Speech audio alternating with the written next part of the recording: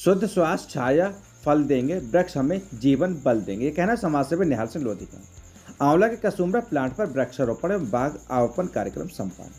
पूरा मामला उत्तर प्रदेश के बरेली जनपद कौला के, जहां पर पवित्र मेहनती fair and organic private limited के कसुम्बरा स्थित प्लांट पर वृक्षारोपण व आवपन कार्यक्रम के तहत हजारों की संख्या में फलदार वृक्षों का वितरण किए गए। कार्यक्रम की थीम शुद्ध श्वास छाया फल देंगे, वृक्ष हमें जीवन बल देंगे तहत वृक्षारोपण कार्यक्रम में वृक्ष वितरण कार्यक्रम किया गया। कार्यक्रम का शुभारंभ भारत माता व सरस्वती माँ के चित्र के समक्ष दीप प्रज्वलित कर किया गया, जिसमें हजारों की संख्या में कृषक व क्षेत्र के लोग पहुंचे। कार्यक्रम में लखनऊ से नर्सरी में डॉक्टर अनिल मिश्रा पहुंचे, जहां पर उन्होंने आए हुए सभी किसानों के प्रश्नों का संतोषजनक जवाब देते हुए वृक्षारोपण का महत्व बताया। पवित्र मेहनती fair and organic private limited के सीएमडी निहाल सिंह लोधी पिछले काफी वर्षों से लगातार जैविक खेती की दिशा में कार्य कर रहे हैं, जहां पर हजारों की संख्या में किसान उनके साथ जुड़कर जैविक खेती कर रहे हैं।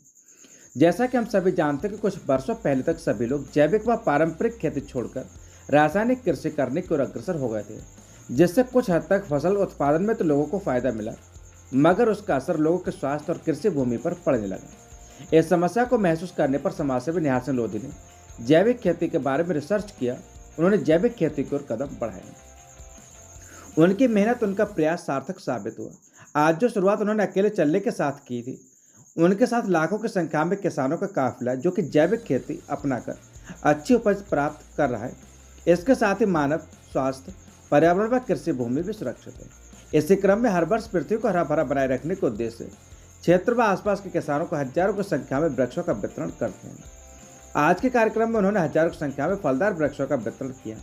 बातचीत के दौरान समाजसेवी निहाल सिंह लोधी ने बताया कि हम सभी ने कोरोना काल में महसूस किया था कि ऑक्सीजन की कमी से लोग दम तोड़ रहे थे। हमने लोगों को ऑक्सीजन के लिए कई कॉन्सेंट्रेटर मंगाकर निःशुल्क उपलब्ध कराए, मगर यह परमानेंट उपाय नहीं था। मैंने सोचा क्यों न ऐसा कुछ किया जाए जिससे कि प्राकृतिक रूप से हम ऐसी शुरुआत करें जो कि आने वाले समय में ऑक्सीजन की कमी से दम न तोड़ना पड़े। इसलिए हम लगातार वृक्षारोपण व क्षेत्र में हजारों लोगों को वृक्ष वितरण करते हैं, जिससे कि आने वाले वर्षों में हमें फल और ऑक्सीजन प्राप्त हो सके। हमारे साथ सभी किसान साथी भी मिलकर हमारी योजना को आगे बढ़ाने में हमारा सहयोग कर रहे हैं। इसी क्रम में उन्होंने सभी किसान साथियों का आभार व्यक्त करते हुए कहा कि हमारी जैविक खेती की योजना धरातल पर चल रही है, उसमें आप सभी लोगों का सहयोग है। उन्होंने सभी से सहयोग की भावना की अपील की। इस अवसर पर पवित्र मेहनती fair and organic private limited के सीएमडी निहाल सिंह लोधी, प्रोजेक्ट हेड राहुल शर्मा, मनोज श्रोत्रिय, सुभाष चंद्र, अनुभव सक्सेना समेत सैकड़ों की संख्या में क्षेत्र के किसान व अन्य लोग उपस्थित रहे। सच से कनेक्शन के लिए विशाल सक्सेना की रिपोर्ट। देखिए, ये जो कार्यक्रम है वो वृक्ष रोपण और बाग आवपन कार्यक्रम है। पेड़ों का महत्व तो हम सब लोग जानते ही हैं। पेड़ हमारे जीवन को कितने उपयोगी हैं। तो इसी भाव को और इसी विचार को साथ लेते हुए लगभग 10,000 पौधे हमने अपने किसान भाइयों को दिए हैं, जिसमें हमारे बहुत सारे किसान भाई उसको पालेंगे। और जो उद्देश्य है कि भाई छाया, फल और शुद्ध हवा हमारे समाज को वो पौधे देंगे। जैसे कुछ किसान ऐसे भी जो कि बाग लगाने के इच्छुक है, तो उनके लिए क्या योजना है आपके लिए, आपके पास? देखिए, जो भी बाग लगाने, एक तो पौधे तो हमने दिए ही हैं। इसके साथ साथ लगभग 1 साल तक अगर कोई उसमें दिक्कत आएगी तो वो भी हम लोग उनको अगर कोई रोग या कीट वगैरह आएगा उसके लिए भी हम दवा या खाद उपलब्ध कराएंगे। और अभी हम पौधे और उसके साथ में नीम, खली और ये सारी चीज़ें वो तो हम दे रहे। ये जो वृक्ष वितरण कार्यक्रम आपने किया, इसकी प्रेरणा आपको कहाँ से मिली थी? क्यों जरूरत महसूस है वृक्ष वितरण करने की? देखिए, वृक्षों के महत्व की प्रेरणा तो खैर हमारे बहुत सारे, चाहे वो धर्म ग्रंथ सही, चाहे हमारे अध्यात्म सही, उनमें सब में प्रेरणा ये दी हुई है। हमारे इतिहास में भी बहुत सारी प्रेरणाएं हैं बागों की और वृक्षों के महत्व की, पर जो मुख्यतः जो थी वो माँ से मिली थी। आगे क्या योजना रहेगी वृक्ष वितरण कार्यक्रम, वृक्षारोपण को लेकर? देखिए, अभी इस साल हमारा लक्ष्य है 25,000 पौधों का, तो अभी 10,000 हमने दे दिए हैं। अब सेकंड फेज में हम 15,000 और करेंगे। और हमारा एक प्रयास और ये भी है कि जो हमारी सरकारी ज़मीनें खाली पड़ी हैं, हम हम ऐसी योजना पे भी काम करेंगे कि उनमें हम बाग लगा के और उनको वहाँ वृक्षारोपण करें।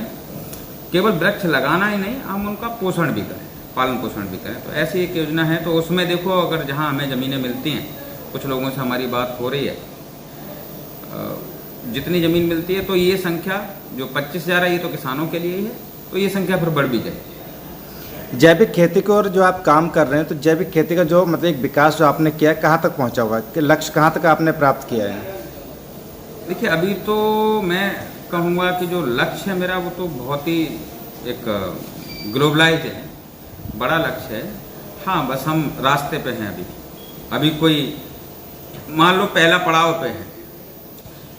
देखिए, वृक्षों की महत्ता हम सबको पता है। शुद्ध श्वास उसी से मिलती है, छाया, फल, ये सारे कुछ वृक्षों से मिलते हैं।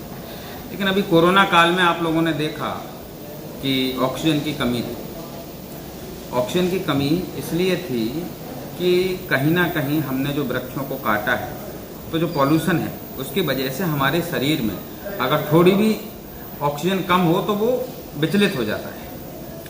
तो ये भी एक उद्देश्य है इसका कि बहुत जब जितने ज़्यादा से ज़्यादा वृक्ष लगेंगे, ऑक्सीजन शुद्ध होगी, तो लोग शायद ऑक्सीजन की कमी से, तो जैसे हमने ऑक्सीजन कंसंट्रेटर मंगा के दिए, ऑक्सीजन सिलेंडर भी बहुत हर तरह से समाज की एक मदद करने की कोशिश की, तो ये दूसरी तरह से है कि वो एक पेड़ ऑक्सीजन सिलेंडर से ज़्यादा ऑक्सीजन बनाता है। तो हर घर पे 2-4 तो ऑक्सीजन सिलेंडर हों, जिससे ऑक्सीजन की कमी किसी को ना पड़े। आपका संदेश क्या रहेगा जनता के लिए? मेरा जनता के लिए यही संदेश है कि देखिए, प्रकृति से ये जीवन है। अपने विचारों से हम प्रकृति को नष्ट कर रहे हैं। जीवन और विचारों में अंतर, विचार हमारे सही भी हो सकते हैं, गलत भी हो सकते हैं, स्थायी भी और अस्थायी भी हो सकते हैं, लेकिन प्रकृति स्थायी है। जीवन उसी से मिलता है। तो प्रकृति के सापेक्ष चलें, खेतों में जहर न डालें, शुद्ध हवा, शुद्ध पानी और शुद्ध मिट्टी के लिए जो कुछ भी कर सकते हैं, और शुद्ध विचारों के लिए जो भी अपना प्रयास कर सकते हैं वो करें।